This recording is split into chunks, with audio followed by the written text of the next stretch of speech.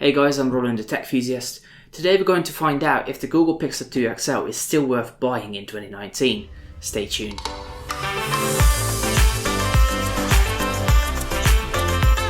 The Google Pixel 2 XL has been my favorite device of all time, but there are a few letdowns that make me reconsider picking up another Pixel device in the future. The main reason behind all of that is the way Google manages quality control and deals with issues. I will talk more about this later in the video, but first let's talk about the design. The Pixel 2 XL has a design that in my opinion has aged fairly quickly. The front, top and bottom bezels look gigantic in 2019, but to me that's something I actually like about this device. The now called thick bezels allow me to comfortably use the phone in a horizontal or a vertical orientation without any accidental touches on the sides. The back in my opinion is still beautiful. The metallic frame, rear panel and the glass on the top still looks very stylish and very elegant. Kind of wish the Pixel 3 would have stick with the Panda color combo, but I guess a skin can easily fix that. Overall the Pixel 2 XL looks great in 2019, although many will dislike its big bezels. I believe that the excellent build quality and the stylish design will hold up fairly well in 2019 and in the coming years. Both the Pixel 2 and Pixel 2 XL are powered by the Qualcomm Snapdragon 835 chipset, 4GB of RAM and either 64 or 128GB of storage. Here I have the 128GB storage variant, but the 64GB version shouldn't differ by any bit. Both devices have Bluetooth 5.0, NFC, USB-C on the bottom and the fingerprint scanner on the rear. As you might already be aware, the 3.5mm headphone jack is long gone, but at least an adapter is provided in the box. One thing I have to mention about these dongles is that they break very easily, and I can't count how many times I've read people saying that it broke for them. Perhaps consider buying a few extra ones from eBay to be safe, or upgrade to wireless earphones. Speaking of wireless earphones, I have reviewed a few cheap and high quality ones. In case you're interested, you can find them in the description down below. Overall it's a feature-packed device and the only thing missing from it is the wireless charging option. I have always wanted a phone that would support it, but I would never go for that feature alone, and it's the same this time around. I don't miss it, but for those who are used to it, this could be a big drawback. For that very specific feature, you may want to take a look at the Pixel 3 or the Pixel 3 XL. The Pixel 2 XL is also IP67 certified, meaning that you shouldn't worry about spilling some water and dust on it by accident, though I would advise against having any contact with water in the future to avoid any issues whatsoever. Overall, it's still a very good hardware and I think it will hold up fairly well in 2019. In terms of specs, this is still a very capable device. The Pixel 2 XL has a massive 6-inch OLED display and a QHD resolution and an 18:9 aspect ratio. Sounds familiar so far. The display is HDR10 certified, meaning that it supports a wider range of color gamuts. Therefore, it can show you more and brighter colors on the screen, making the content overall more enjoyable. If you're wondering, I rarely notice the blue shift issue on the display, and it would never bother me as I have always held the device directly in front of me. The sunlight visibility is excellent and it allowed me to see the contents on the screen in all lighting conditions. I'm one of those who have left the color calibration on natural and I personally have no complaints about the display other than the blue shift. As for others, many people still hate the display as it's not colorful enough, even in saturated mode, as for example a Samsung OLED display. I've downloaded and used Nova Launcher on day one and it worked seamlessly. I've never come across a small sluggish animation or any performance issues, and even when I did, a quick restart has fixed all of my problems. After using the device for nearly a year, it still performs as if I would have just taken it out of its box. I absolutely love how fast it is. The Pixel 2 XL might have an outdated high-end chipset, but believe me when I say that it runs and performs just as fast as a late 2018 high-end Flagship. For those on the budget, I would still strongly recommend the Pixel 2 and the Pixel 2 XL series in 2019, that is, if you want to save money and still have a phone that performs like it should. You can play games without any issues, multitask and even have multiple apps open in the background without any slowdowns whatsoever. When I first put it under my usual tests, I was amazed how optimized the stock operating system was, and I am still trying to find other devices that can come close to this in terms of performance. From my experience, I've only had similar experience on a stock like OnePlus 6T and not so stock like Xiaomi Mi 8. Samsung, LG and Sony had occasional slowdowns and become a little sluggish after some time. One issue that I still come across is RAM management. Having 4GB of RAM might not be ideal for power users, as applications are increasingly becoming larger and more demanding.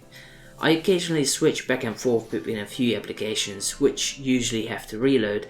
This is especially annoying if you are using apps like Facebook or Twitter and the whole feed will simply just jump back to the top. The battery is 3520 mAh and it has power delivery that allows it to charge at 10.5 watts. This is certainly not the fastest, but I still find it more than enough on a daily basis. Running Android 9 Pie, the battery has become slightly worse than on Android 8.0, but it still allows me to have 4 to 5 hours of screen on time by using apps like Twitter, Reddit, Chrome, Spotify and perhaps a little gaming here and there. So in terms of performance, the Pixel 2 XL still performs extremely well and in fact much better than other devices after having used them for a year, at least from my experience. The issues are the things where this gets a little more interesting. I've made a video previously describing my two main issues way before I started using the device more and more on a daily basis. First, the Wi-Fi is terribly bad on the Pixel 2 XL. I started having issues around February 2018 and it doesn't seem like Google has done much to improve this. Although the issue seems to be gone for most, I still suffer on a daily basis. The issue is, whenever I cover the top glass on the back with my palm, the Wi-Fi will drop connection really fast, making me wait far too long to buffer videos, play games and just in general browse the web. Games will usually disconnect and change to mobile data, and the same can be said with watching videos, using up my limited amount of 4G data. The way the Wi-Fi can be covered up so easily is just terrible execution, even though the router is only a few meters away from my device. Second, from January up until October I had issues with the charging port. Whenever I attempted to use the USB-C cable that was provided with my device, it just wouldn't charge. It would always connect and disconnect and result in not charging. When I would flip the USB-C cable over, it would simply just not work at all. I pointed out this issue to Google and they were happy to provide another cable for free of charge. Later the same thing happened and I decided to send my phone back and replace it with a new one. Later on, once I did a little more in-depth research into this sort of issue and reading a few other people who were facing the same issues and not getting it solved by getting a replacement, I decided to cancel mine and buy another third-party cable, which surprisingly had no issues charging my Pixel. I have first contacted Google in May and I have been forever waiting for Google to either send me another pair of USB-C cable or fix the issue. Back in October I have contacted them again and I was politely told to wait, even though at this stage I was waiting for over 5 months. Now, truth to be told, Google did actually silently manage to fix the issue by November. There were no announcements. I have never received either an email reminding me that the issue has been fixed, nor have I ever received my USB-C cable. I understand that Google gets a ton of similar issues on a daily basis, but I'm truly disappointed in the way this was handled. An average user who isn't as tech savvy as I am could have spent a lot of additional money on getting other charging cables, and even from Google itself, which obviously would have had the same issue, and other third parties of course. I'm very disappointed and really concerned about how Google deals with issues both internally and publicly. The software on the Pixel 2 XL is great, it has never let me down and to this day it works just as good as the moment I've taken it out of its box 1 year ago. There are no slowdowns or FPS drops in games, and in general the performance has been butter smooth at all times.